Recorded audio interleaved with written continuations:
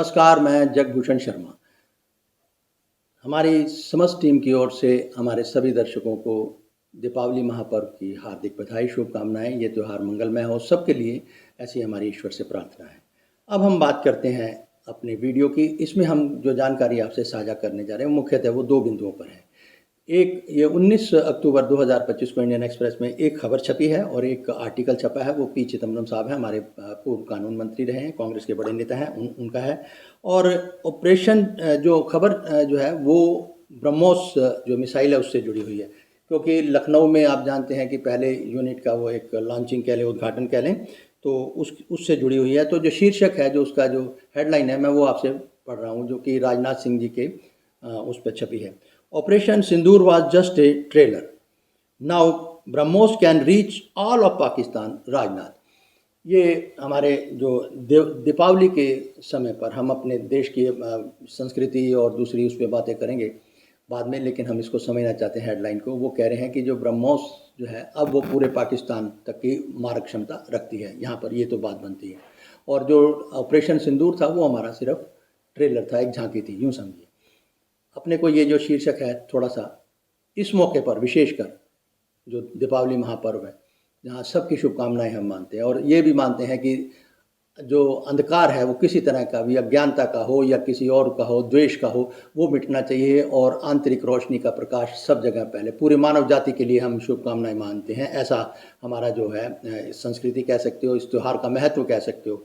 दूसरा, इस मौके पर ये जो बयान है, ये ठीक है कि प्रत्येक सॉवरन कंट्री जो है वो कोशिश करती है कि अपने आप को जो है इस जैसे कहते हैं कि स्ट्रेटेजिकल हम कहें, अगर मिलिट्री के एंगल से कहें, फ़ौज के एंगल से कहें, या अपने रक्षा सुरक्षा के एंगल से कहें, खुद को मजबूत बनाना चाहिए। इसमें कोई शक नहीं है, प्रत्येक देश को हक है, भारत को भी हक है और हमने बनाया। इस पर हमें गर्व है कि ब्रह्मोस हमारी ऐसी मिसाइल हमारे हाथ में है। लेकिन मौका जो है वो जो है कुछ एक इस पर सोचना चाहिए, ये एक विचारणी है। ये मेरा जो है आप कह सकते हो मेरा एक आउटलुक है, मेरा दृष्टिकोण है। अब हम समझते हैं, इस दृष्टिकोण पर ही हम बात करते हैं जो चिदम्बरम साहब ने लिखी है। वो कहते हैं कि मैनी प्रोस्पेक्टिव वन कंक्लूजन। ठीक है जी, अब इसको हम समझ लें किस तरह से, क्योंकि कई मत हो सकते हैं। मैनी प्रोस्पेक्टिव वन कंक्लूजन को हम अगर हिंदी का थोड़ा तर्जुमा करें तो अलग अलग बातें बनती हैं कि जो है कई मत हो सकते हैं, एक निर्णय है, विभिन्न दृष्टिकोण हो सकते हैं, सच्चाई जो है वो एक है, या कई नज़रिए हैं, फिर भी जो हम सच्चाई एक ही मानेंगे। तो ये इसका हिंदी तर्जुमा आप शीर्षक का कह सकते हैं। अब सवाल ये है कि आगे चिदम्बरम साहब क्या कहते हैं। कुल मिला के ये जुड़ा हुआ है। छोटी सी आपको बात बता दें कि ये जुड़ा हुआ है देश के जो मौजूदा बेरोज़गारी है उससे, या कुल जो ग्रोथ है व्यापार की कहें, या इस तरह से उससे जुड़ा है। मतलब कि अर्थनीति, अर्थव्यवस्था पर ये यूँ समझ लिए कि जुड़ा हुआ है। तो हम समझते हैं कि वो कहना क्या चाहते हैं। सबसे पहले तो चिदम्बरम साहब कहते हैं कि जो विकासशील देश हैं उसके जो कामयाब सरकार है, उसके जो मुख्य 2 मापदंड हैं वो क्या हैं। एक तो उसका जो ढांचा है, जिसे कहते हैं हम इंफ्रास्ट्रक्चर जो है, ठीक है जी, आधारभूत ढांचे का जो निर्माण होना है वो, उसमें गुणवत्ता होनी चाहिए। दूसरा, जो गुणवत्ता होनी चाहिए रोज़गार में। अब रोज़गार मतलब गुणवत्ता युक्त रोज़गार की जब हम बात करते हैं तो उसमें एक है कि जो नौकरियों में एक स्थायीपन होना चाहिए।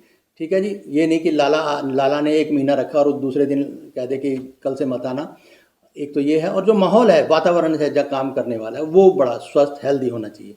तो इसका जो इन्होंने कथन है जो चिदम्बरम साहब का, वो इस जो क्वालिटेटिव जो इसमें जो जॉब की बात कर रहे हैं वो यही है।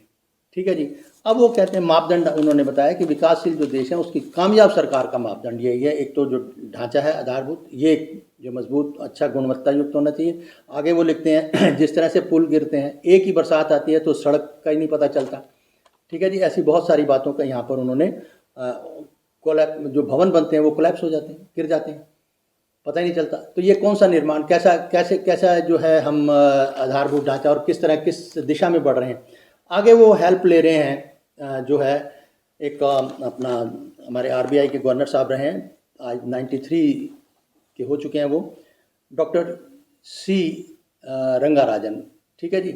और उन्होंने इनके साथ इनका हवाला दिया है इन्होंने। और साथ में अब इनके अगर बात करें तो सी रंगाराजन साहब की बात करें तो पी चिदम्बरम साहब ने ये 93 ईयर्स ओल्ड हैं जिनकी हमने बात आपसे करी है। ये 1992 से 97 के बीच में गवर्नर रहे आरबीआई के, और उदारीकरण और वित्तीय सुधारों पर बहुत इन्होंने काम किया है रंगाराजन साहब ने। और इनके साथ इन्होंने एक संयुक्त जो है ऑप्ड लिखा है, ऑप्ड का मतलब होता है टिप्पणी लिखी है, वो लिखी है डी.के. श्रीवास्तव साहब के साथ मिलकर। वो भी स्तंभ लेखाकार, जिसे कॉलमनिस्ट हैं वो भी, ठीक है, संयुक्त रूप में एक स्तंभ लिखा है इन्होंने। और ये भारत के जो पोटेंशियल ग्रोथ है उस पर ये लिखते हुए आगे क्या बात करते हैं आपको बताएं। वित्तीय पॉलिसी बनाने वाले में से डी.के. श्रीवास्तव जी हैं। तो अब विभिन्न जो हमारे वित्तीय संस्थान हैं उनमें ये उसमें जुड़े कमीशन जो हैं, आयुक्त हैं, उनमें विभिन्न आयोगों में ये जो डी.के. श्रीवास्तव साहब हैं वो भी कार्य कर चुके हैं इस बतौर वित्तीय सलाहकार, कर भी रहे होंगे। तो अब ये है कि अब समझना ये है कि कहना क्या चाहते हैं। ये कहते हैं कि ये ठीक है कि जो 6.5 की जो इन्होंने ग्रोथ मानी है, जो कंक्लूजन दैट 6.5% ईयर्स की, हर साल 6.5 की जो हमारी जो ग्रोथ है ये इन्होंने माना है। लेकिन इस ग्रोथ के ऊपर साथ ही इन्होंने ये कहा है कि ये ग्रोथ जो है तब और भी ज़्यादा मजबूत या इसका सार्थक होगी जब जो है हमें क्वालिटी की जॉब जो है, जैसे मैंने आपको कहा कि क्वालिटी जॉब देने में ये जो हमारी अर्थव्यवस्था है ये सक्षम होगी। तो पर एनम हर साल 6.5% की ग्रोथ को सामने रखकर अगर हम बात करते हैं तो उसके अनुसार हमें जो हमारे क्वालिटी जो जॉब हैं, जो नौकरियां हैं, हमें जो स्थायित्व प्रदान करें, जो वातावरण अच्छा दें काम करने का, अगर वो नहीं देते तो ये कहीं ना कहीं इसका कोई ज़्यादा खास महत्व रह नहीं जाता 6.5 का। ये यहाँ पर ये कहना चाहते हैं। अब वो कहते हैं कि ज़रा तुलना कर लें कि जैसे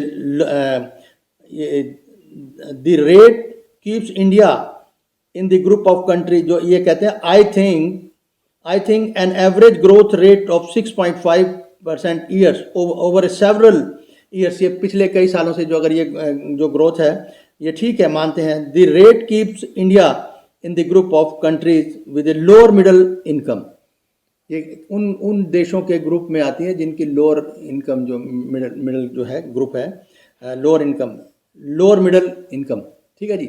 अब उन कंट्रीज के ग्रुप में आता है। Defined as gross national income per capita between USD का मतलब होता है कि यूएस डॉलर का, ठीक है जी। अब ये क्या कहते हैं कि national income per capita between USD 1146 and USD 4515 इन 2024-25, ठीक है। इंडिया जीएनआई, ठीक है जी।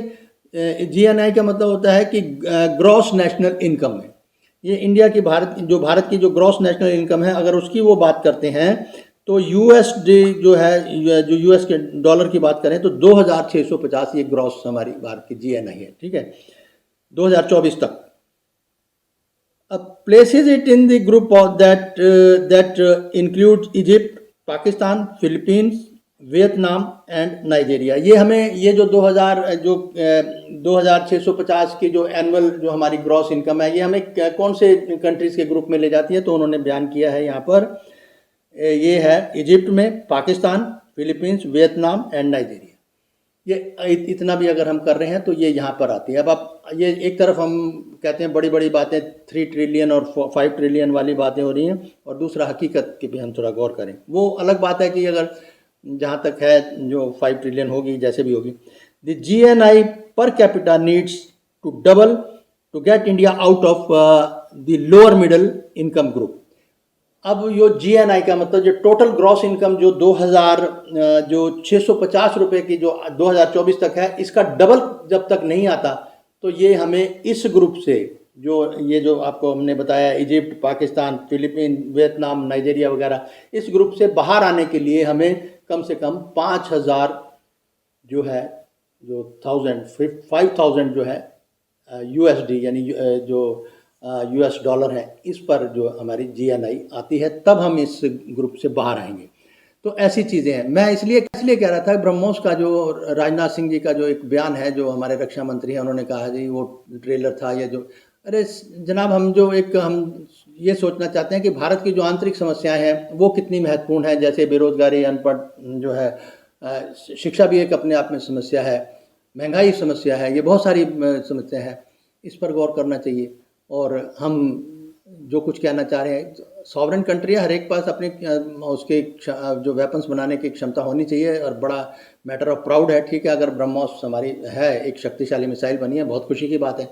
लेकिन एक मौका होता है, भारत देश इसका जो मिजाज क्या है, इसका दर्शन क्या कहता है, इसकी सोच क्या है, इसकी संस्कृति क्या कहती है, ठीक है, खुद हम मजबूत हैं, पहल नहीं किसी पे करनी वगैरह, ये हमारा एक सिद्धांत रहा है। लेकिन इस बयान को दीपावली के अवसर पर जो जिस तरह से छपा है, ये एक मेरे नज़दीक ये विचारणीय था, क्योंकि बरक्स के जो ये आर्टिकल छपा है, मैनी प्रोस्पेक्टिव वन कंक्लूजन, तो उस मैनी प्रोस्पेक्टिव्स में अगर हम देखते हैं तो ये है।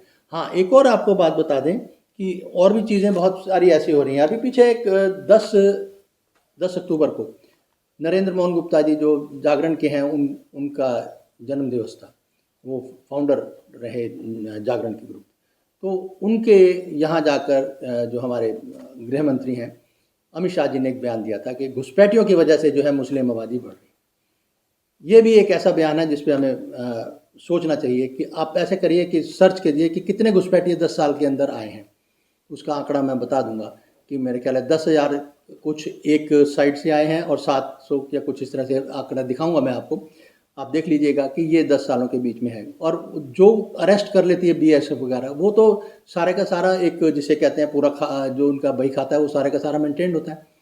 तो ये मुस्लिम आबादी पर किस तरह का ये जो एक सिलेक्टिव से बयान है, एक माइनॉरिटी की तरफ इशारा करके, ये देश का कितना भला करेंगे। मैं फिर कहता हूँ कि इस पर आप भी सोचिए।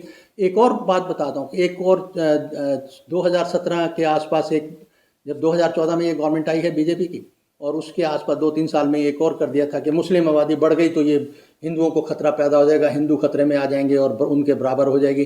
तो 2017 में ही एनडीटीवी, जब एनडीटीवी था, उस वक्त एक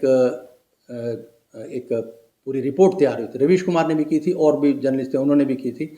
और आप देखिएगा वो रिपोर्ट, संभवतः रवीश कुमार उस रिपोर्ट में थे या नहीं थे, आई एम नॉट श्योर, लेकिन उस रिपोर्ट को आप देखना जरूर। उस वक्त कहा गया था उस रिपोर्ट के अंदर, ये 2017 की रिपोर्ट है, मैं कोशिश करूंगा उसकी झलक या आपको उसका जो है कोई उसका थंबनेल वगैरह आपको दिखा दूं, आप पूरी रिपोर्ट आप सर्च करके देख लेना।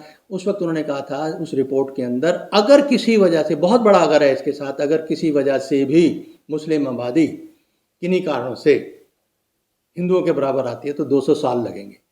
तो मान्यवर सभी दर्शकों से बहुत विनम्र निवेदन है कि ऐसी खबरों को थोड़ा सा सोचना चाहिए। ब्रह्मोस बनने पर, इसके विकसित होने पर पूरे भारत को गर्व है। लेकिन जिस वक्त ये बयान, भाई ऑपरेशन सिंधु ट्रेलर था, और ये पाकिस्तान तक, भाई दुश्मन आस पड़ोस हमारे बहुत सारे देश हैं, किसके साथ कब कैसे बनेगी, कौन कितना, कब किसी तरह हमला कहीं और से भी हो सकता है, या कोई जब ऐसे वक्त ऐसा ना आए कि भारत को किसी के साथ जंग करनी पड़े। लेकिन वॉर इज़ इनएविटेबल, ऐसी कहावत भी बनी हुई है। अगर किन्हीं हालात में हो जाती तो फिर क्या कहेंगे? क्या केवल एक पाकिस्तान ही है हमारा दुश्मन? ये बहुत बड़ा सवाल है। तो कहने का मकसद ये है कि जिस मौके पर यह बयान छपा है, वो मेरे नज़दीक तो मुझे तो ये है कि सोचना चाहिए कि ये कितना माकूल है। एक तरफ हम देश का त्यौहार है, और त्यौहार की मैंने आपको महत्ता बता दी थी कि हमारा ये त्यौहार ये कहता है कि अज्ञानता के अंधेरे से हम उजाले की ओर बढ़ें। ये दीपावली का महत्व है, ठीक है जी। हम कैसे अज्ञानता में जा रहे हैं कि जहाँ नफरत है, जहाँ द्वेष है। तो इस तरह की कुछ बयान है। इस पूरे मैं आर्टिकल पर और पूरी बात करूँगा, क्योंकि मैं आपको बात बता दूँ कि जो रंगाराजन साहब हैं, इनका भी पूरा उनका भी लेख छपा हुआ है, उस पर पूरी चर्चा होगी। क्योंकि दीपावली का ये पर्व है, मोटा मोटी मैंने आपको बता दिया है कि अगर 6.5 की ग्रोथ हमारी जो चलती है एनुअल, वो तब ज़्यादा महत्वपूर्ण रहेगी अगर हम स्थायी जॉब और अच्छे वातावरण में लोगों को रोज़गार देने में कामयाब होते हैं। मोटा मोटी आप इस जो लेख का है ये समझिए। और ये भी बताया था कि विकासशील देश की जो कामयाब सरकार है, उसके जो मुख्य मापदंड है, उसके अंदर क्या है कि आपका क्वालिटेटिव इंफ्रास्ट्रक्चर, आधारभूत ढांचा जो है उसमें गुणवत्ता होनी चाहिए, और साथ में ही जो रोज़गार आप देते हो लोगों को, वो भी उसका स्थायी होना चाहिए, उनमें वातावरण, काम करने का माहौल अच्छा होना चाहिए। तो ये इसका जो है इस आर्टिकल का छोटा सा एक ब्रीफ है, संक्षिप्त। मैं आगे इस पे चर्चा करूँगा अगले वीडियो में और पूरी आपको जानकारी साझा करेंगे। फिलहाल अगर कोई त्रुटि हो तो मैं क्षमा चाहता हूँ। मोटा-मोटी आपको मैंने समझा दिया है कि दीपावली महापर्व पर हमारे देश का संदेश यही होना चाहिए कि सर्वो भवन्ति सुखिनः है, जो है सब सुखी रहें और सभी अमन और चैन के साथ रहें। तो इसका हमें थोड़ा-सा, ये हमारा संदेश है, ये हमारे भारत का दर्शन भी है और यही इसे हम फ़िलॉसफ़ी कहें, दर्शन कहें, यही है, संस्कृति भी यही है। ठीक है जी, तो आज के वीडियो में फ़िलहाल इतना ही, फिर मिलेंगे। नमस्कार।